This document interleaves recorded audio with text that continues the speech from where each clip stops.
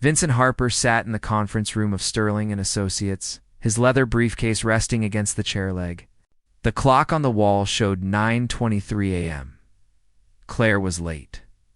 23 minutes late, to be exact. He had arrived 15 minutes early, as he always did for important meetings. Punctuality was one of the principles that had helped him build NexTech Solutions from a garage startup into a billion-dollar enterprise. The divorce should have been simple. They'd already agreed on everything through their lawyers. The division of assets, the sale of their Malibu beach house, even the custody arrangement for their golden retriever, Benson. Everything was settled, except for the signatures. Thomas Sterling. His attorney poured himself a glass of water from the crystal pitcher on the mahogany table. Vincent noticed how the older man's hand trembled slightly. Thomas had handled the prenuptial agreement 7 years ago, when Vincent and Claire got married. Back then, the atmosphere had been celebratory. Today, the silence felt heavy. The waiting game. Vincent checked his phone for the 4th time. No messages. No missed calls. This wasn't like Claire. Even during their worst arguments, she had never been inconsiderate. She valued other people's time, sometimes more than her own. It was one of the qualities he had loved about her when they first met at a charity gala in Seattle. She had been volunteering at the event, coordinating the silent auction. He had been one of the donors, writing checks because his publicist said it was good for his image. But when Claire approached him to thank him for his contribution, something shifted. She looked him in the eyes and asked him why he really came. Not to network or be seen, but really why. He had been honest in a way he rarely was with strangers. He told her he came because his mother had died of the same disease the charity supported, and writing checks helped him feel less helpless about it. They talked for 3 hours that night. He forgot about the other donors and the networking opportunities. She forgot about her coordination duties. By the end of the evening, he knew he wanted to see her again. The storm breaks, the conference room door flew open with a bang. Vincent and Thomas both jumped. But it wasn't Claire standing in the doorway. It was Rachel Kim, Claire's best friend since college. Rachel's face was blotchy from crying. Her hands shook as she gripped her car keys. Vincent stood up immediately. Something was very wrong. Rachel's voice came out in gasps. "You need to come with me right now. Claire's at Mercy General Hospital. There was an accident." The words didn't make sense at first. Vincent's brain tried to process them, but they felt like puzzle pieces from different boxes. What kind of accident? Is she okay? No, Vincent. She's not okay. Rachel's voice cracked. A delivery truck ran a stop sign near the intersection of 5th and Madison. It hit the driver's side of her car. The impact was severe. Thomas was already gathering papers, murmuring something about rescheduling. Vincent felt his legs go weak. He grabbed the edge of the table for support. The rush to the hospital. Rachel drove because Vincent's hands wouldn't stop shaking. She ran 2 red lights getting to Mercy General. Neither of them cared. She told him what she knew. Claire had been on her way to the law office when it happened, just 3 blocks away. A witness called 911 immediately. The paramedics had to use special equipment to cut her out of the crushed vehicle. She was unconscious when they pulled her free. Vincent stared out the window at the passing buildings. His reflection looked like a stranger. When had he become this person? The kind of man who sat in a conference room, irritated that his wife was late to their own divorce proceedings while she lay broken on a stretcher? Memories in motion. His mind drifted back 3 years. That was when things started to change. NexTech had just secured its Series C funding. $50 million? Suddenly, everyone wanted a piece of his time. Investors, board members, potential partners, media outlets. His calendar became a nightmare of back-to-back meetings. Claire had understood at first. She supported his dreams. She always had.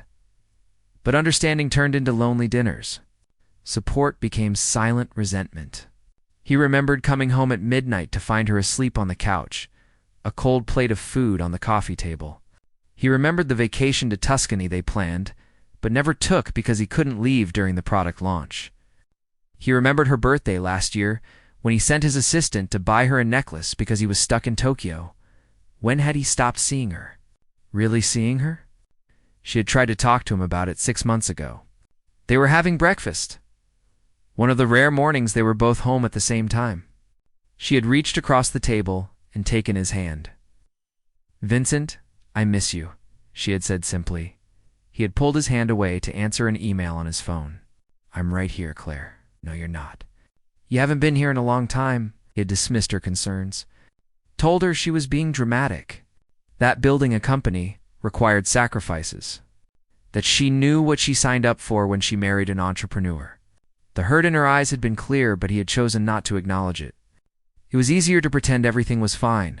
The hospital door's Mercy General loomed before them. Rachel parked haphazardly in the emergency zone. They ran through the automatic doors together. The smell of disinfectant hit Vincent immediately. A nurse at the front desk looked up as they approached. "Claire Harper," Rachel said breathlessly. She was brought in from a car accident. A nurse typed on her computer. Her expression remained neutral, professional. "She's in the ICU on the 4th floor. Only immediate family is allowed."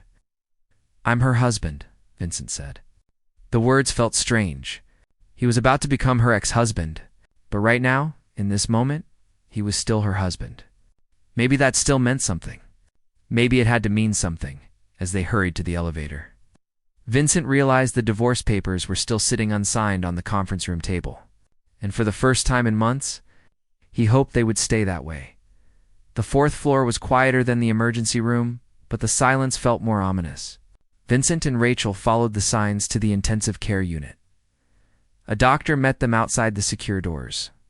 Her badge read Dr. Patricia Monroe. She looked tired, the kind of tired that came from making life and death decisions every day. "Mr. Harper?" she asked, her voice gentle but direct. Vincent nodded, unable to find his voice. Her wife sustained significant injuries in the collision.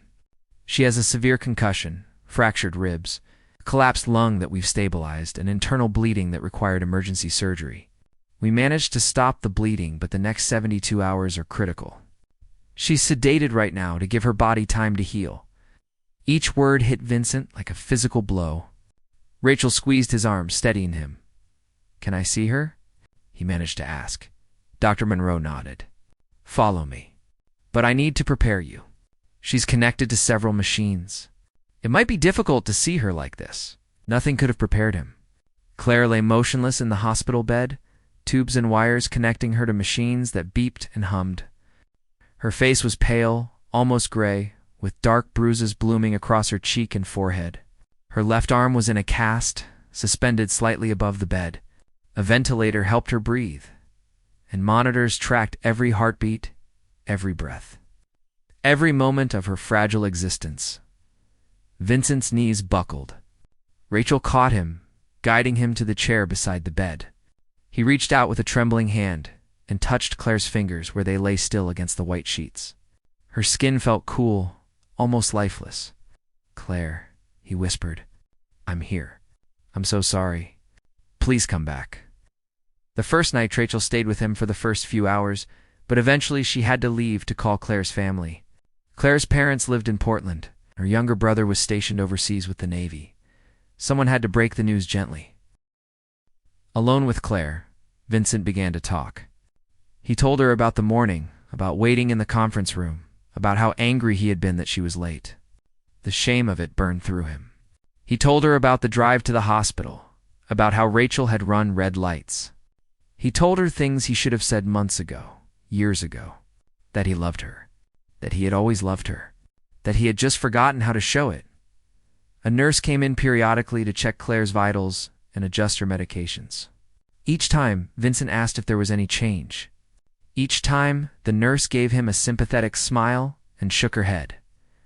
Around midnight, Vincent's phone buzzed. It was his business partner, Derek, asking where he was. They had a presentation to investors in the morning. Vincent turned off his phone without responding. For the first time in 3 years, NexTech would have to wait. The Journal the next morning, Claire's mother arrived. Margaret Harper was a small woman with silver hair and Claire's same green eyes. She had flown in overnight from Portland. When she entered the ICU room and saw her daughter, she broke down completely. Vincent stood and offered her his chair, but Margaret shook her head.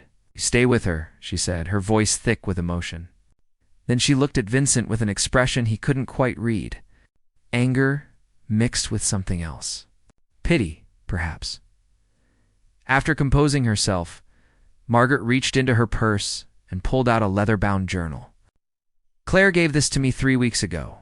She said if anything ever happened to her, I should make sure you read it." Vincent took the journal with shaking hands. The leather was soft, worn from use. He recognized it immediately.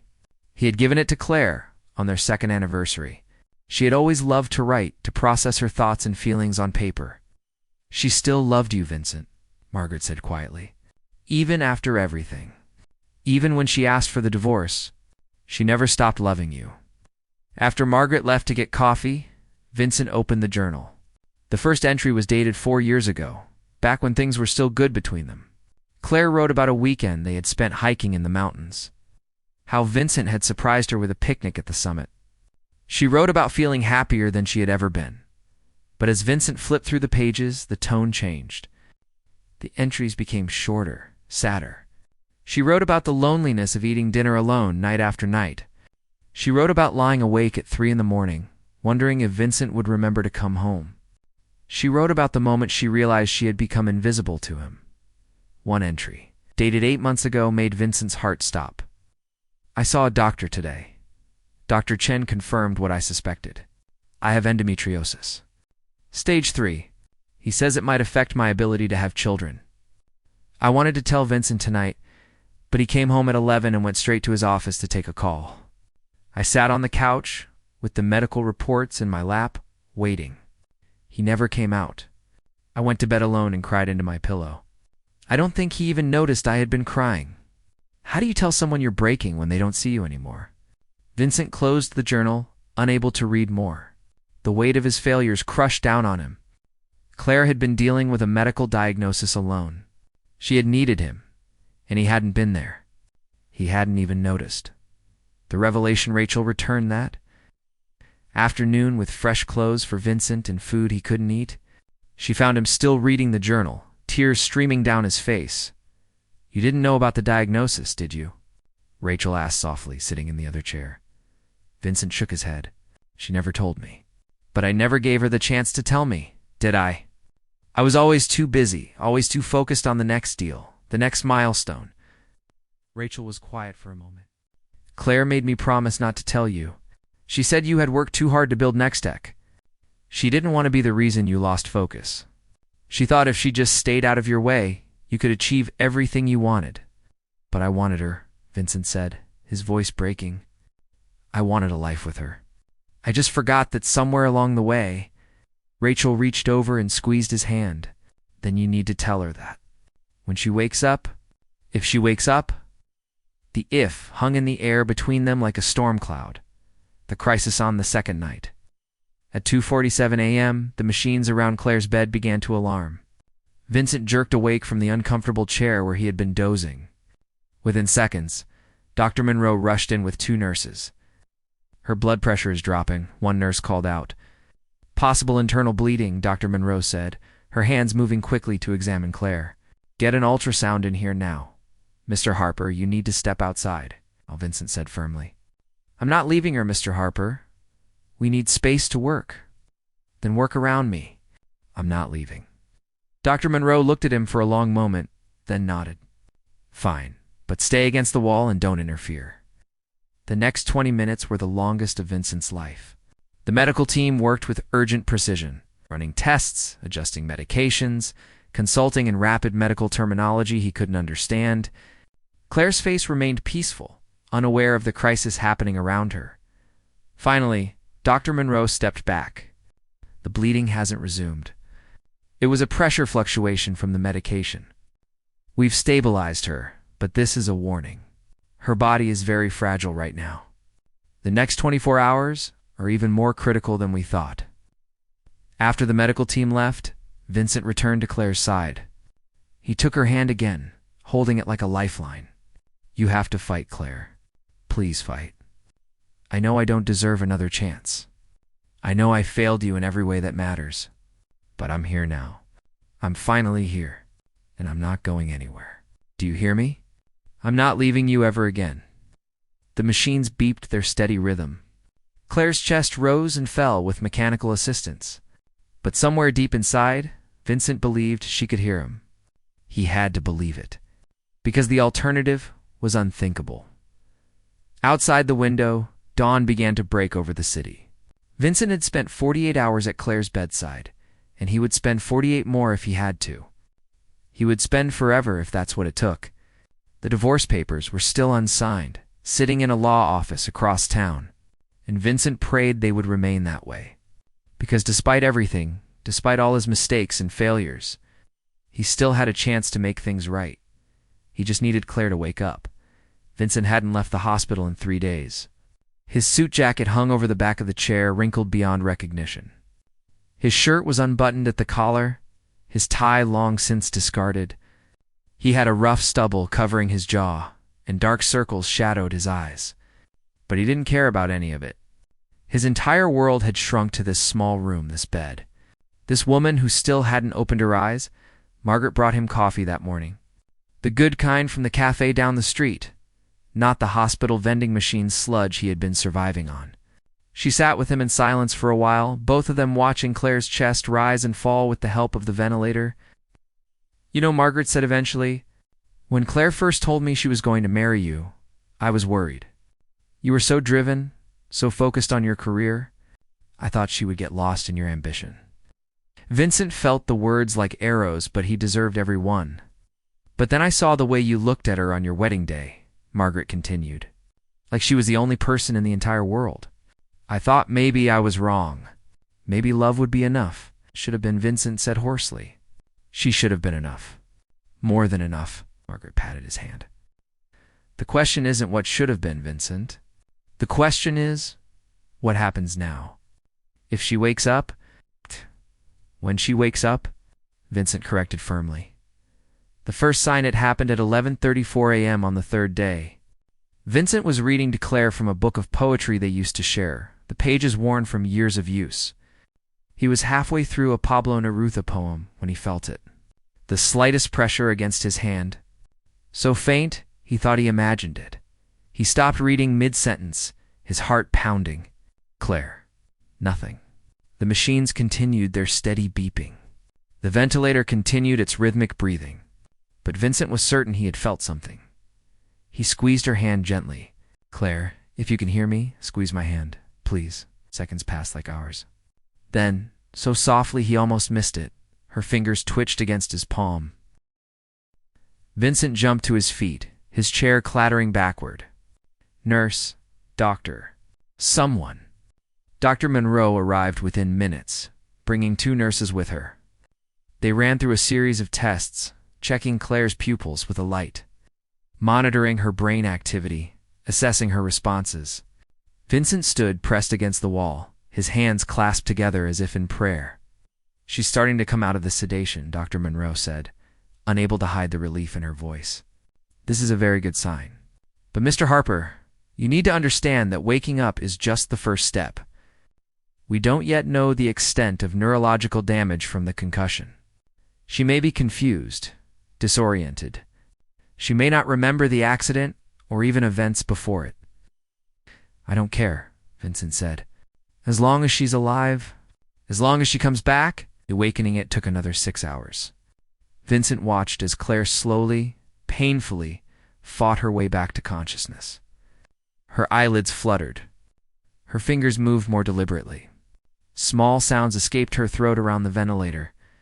Dr. Monroe made the decision to remove the ventilator at 5:47 p.m. "She's breathing well enough on her own," she explained. "But this might be uncomfortable for her." The procedure took less than a minute, but Vincent felt every second of Claire's discomfort. She coughed, her face contorting in pain from her broken ribs. The nurses adjusted her oxygen to a simple nasal cannula and propped her up slightly to help her breathe easier. Then, slowly, Claire's eyes opened. They were unfocused at first, confused. She blinked against the harsh fluorescent lights. Her gaze wandered around the room, trying to make sense of where she was, until finally, her eyes landed on Vincent. For a moment, neither of them moved. They simply looked at each other across the small space that felt like an ocean. Vincent? Her voice was barely a whisper, raw from the ventilator tube. He was at her side instantly, taking her hand. I'm here. You're at Mercy General Hospital. You were in an accident, but you're going to be okay. You're going to be okay. Tears spilled down Claire's cheeks. The divorce, she whispered. I was supposed to meet you. I was late. None of that matters, Vincent said, his own tears falling freely now. Nothing matters except that you're here, that you're alive. Claire tried to shake her head, but winced at the pain. You don't understand. I was coming to tell you something. Before we signed the papers, I needed you to know. Dr. Monroe stepped forward gently. Mrs. Harper, you need to rest. You've been through severe trauma, but Claire's eyes never left Vincent's face. I'm pregnant, she whispered. The world stopped. Vincent felt like he had been struck by lightning. What? 8 weeks, Claire said, fresh tears streaming down her face. I found out 2 weeks ago. I didn't know how to tell you. We were getting divorced. You had moved on.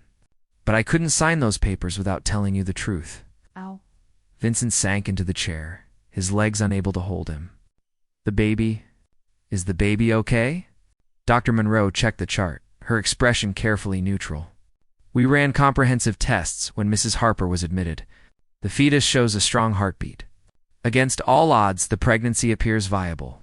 But Mrs. Harper will need to be monitored very closely. The trauma her body experienced puts her at high risk. Vincent looked at Claire, really looked at her, perhaps for the first time in years. She looked terrified, vulnerable, and so heartbreakingly beautiful despite the bruises and bandages. I know you didn't want this, Claire said quietly. I know we talked about waiting, about focusing on your career first. I know this changes everything. You're right, Vincent said, his voice thick with emotion. It changes everything. But Claire, you have to understand something. I've spent the last 3 days sitting in this chair, reading your journal, learning about everything I missed, everything I was too blind to see. You were diagnosed with endometriosis 8 months ago, and I didn't even notice you were struggling. You thought you might never be able to have children, and you dealt with that fear alone. Claire's eyes widened. You read my journal? Your mother gave it to me, and every page was like a knife to my heart. I realized I had become exactly what I swore I would never be. My father was never home. He chose his work over his family every single day. I watched what it did to my mother, to me, to my sister, and I promised myself I would be different. But I wasn't different at all. I was exactly the same. The confession. Claire was crying harder now, her body shaking with sobs that made her wince in pain. Vincent stood and carefully, so carefully, leaned over the bed rail to get closer to her. I thought I was doing the right thing, Claire said through her tears. Letting you go. You were building something incredible. NexTech is going to change the world. I didn't want to be the anchor holding you back. Don't you understand? Vincent said, his voice breaking. You were never an anchor. You were the reason I wanted to build anything at all. When we first met, I told you about my mother, about losing her. Do you remember what you said to me? Claire nodded slowly. I said that the best way to honor her was to live a life she would be proud of. Exactly. And somewhere along the way, I forgot what that meant. I thought it meant making money, building companies, proving I was successful. But my mother wouldn't have been proud of any of that if it meant losing you. She would have been heartbroken to see what I became. Dr. Monroe quietly ushered the nurses out of the room, giving them privacy. Vincent continued, his words pouring out like a dam had broken. When Rachel told me about the accident, when I saw you lying here, I realized that I could lose you. Really lose you. Not in a divorce, not in a separation, but forever. And the thought of a world without you in it was unbearable. I don't want the divorce, Claire. I don't want any of it. I want you. I want our baby. I want a chance to be the man I should have been all along. Vincent, you can't just decide that because of the accident, because of the baby, Claire said, her voice weak but firm. These last 2 years, we barely knew each other anymore. We were living in the same house, but in completely different worlds. Then let me back into your world, Vincent pleaded. Let me prove to you that I can change. I've already started. I turned my phone off 3 days ago. Derek has called the hospital 17 times. There was an investor meeting I missed, a product launch I wasn't at, a dozen fires that probably need putting out, and I don't care about any of it. The company can survive without me for a few days, but I can't survive without you. The decision. Claire closed her eyes, exhausted from the conversation and the medication and the trauma her body had endured. When she opened them again, they were clearer, more focused. "Do you know what I was thinking about right before the accident?" she asked softly. Vincent shook his head. "I was thinking about our second date. We went to that tiny Italian restaurant in Pike Place Market. You ordered in terrible Italian, and the waiter laughed at you, and you didn't care. We talked for 4 hours. You told me about wanting to create technology that would help people, really help them. Not just make money, but make a difference. Your eyes lit up when you talked about it. That's the man I fell in love with. The man who dreamed about changing the world, but never forgot why it mattered." "I'm still that man," Vincent said desperately. "I just lost my way." "Maybe we both lost our way," Claire admitted. "I stopped fighting for us. I stopped telling you when I was hurting. I just retreated into myself and let the distance grow. That's on me too." Vincent wanted to argue, to take all the blame himself, but he knew she was right. Marriage was a partnership. They had both failed each other in different ways. Claire took a shaky breath. "I'm scared, Vincent. I'm scared to trust this. I'm scared to believe that things can be different. I'm scared that 3 months from now you'll be back to working 18-hour days. I'll be alone again, except this time with a baby. Then I'll prove it to you," Vincent said firmly. "Every single day. I'll prove that I've changed. I've already called an executive headhunter. I'm hiring a CEO for NexTech. Someone who can run the day-to-day operations while I focus on strategy and innovation. The parts I actually enjoy. The parts that don't require me to sacrifice everything else." Claire's eyes widened. "You would do that?" "I already did. I made the call yesterday while you were sleeping. The company will be fine. Better than fine. It's time I remembered that I started NexTech to improve lives, not to consume mine." The Hope nurse knocked softly and entered. "I'm sorry, but Mrs. Harper really needs to rest now. Her body has been through significant trauma." Vincent nodded, but he didn't let go of Claire's hand. "I'll be right outside." "I'm not going anywhere," Vincent Claire said as he started to pull away. "The divorce papers." He looked back at her, his heart in his throat.